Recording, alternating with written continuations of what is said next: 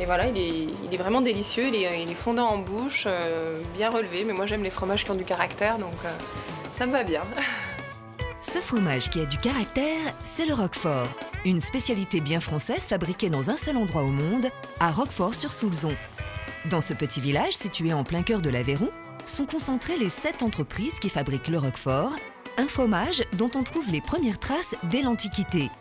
Depuis 1863, le leader sur le marché affine son Roquefort dans ses caves naturelles. Combalou, c'est la montagne qui surplombe le Roquefort, c'est un rocher qui surplombe le Roquefort, qui s'est effondré il y a 1 million d'années. Donc en s'effondrant, ça a créé des grosses failles dans la terre.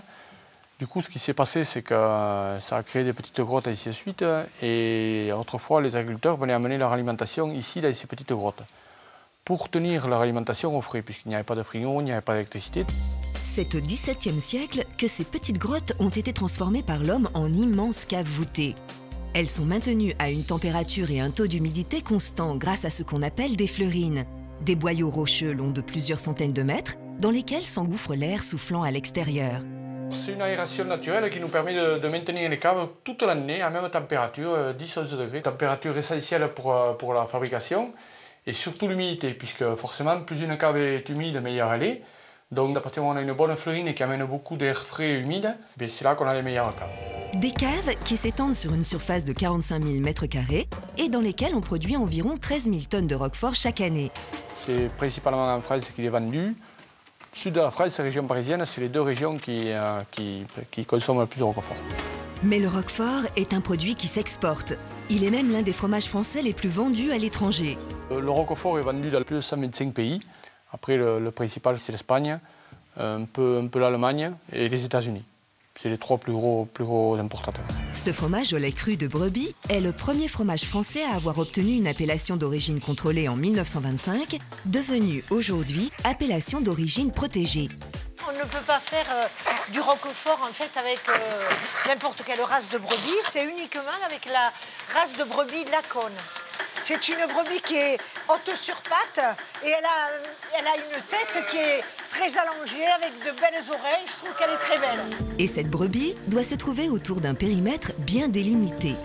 100 km autour de Roquefort. L'Aveyron, le Tarn, l'Hérault, le Gard, la Lozère. Donc il y a 5 départements qui produisent du lait où il y a donc des brebis de race Laconne. Une fois le lait collecté, il est amené en laboratoire. C'est ici qu'est cultivé le Penicillium roqueforti, un champignon microscopique.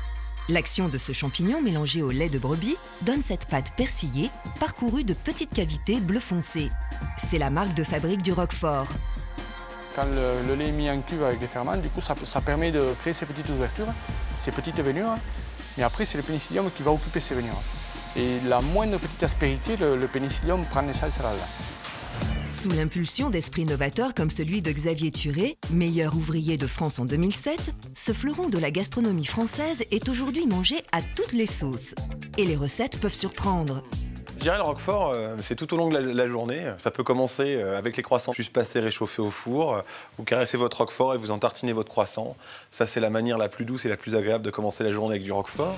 Pour casser le goût puissant du Roquefort, Xavier Thuré rajoute sur le fromage une pointe de crème de marron. Au moment du 4 heures, je dirais on peut faire des choses originales et plus exotiques. Par exemple, sur une tranche de poire ou sur une tranche de banane. La banane, elle accompagne bien le Roquefort sur son côté un petit peu pâteux, sucré. C'est très doux, c'est un bel accord qui est vraiment très complémentaire.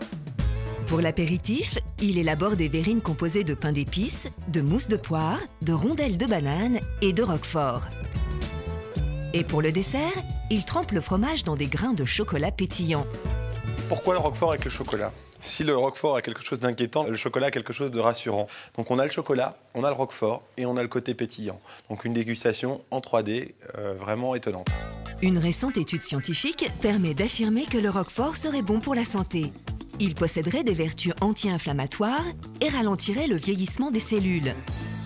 Alors, avec des fruits, du chocolat ou sur des viennoiseries, on aurait tort de s'en priver.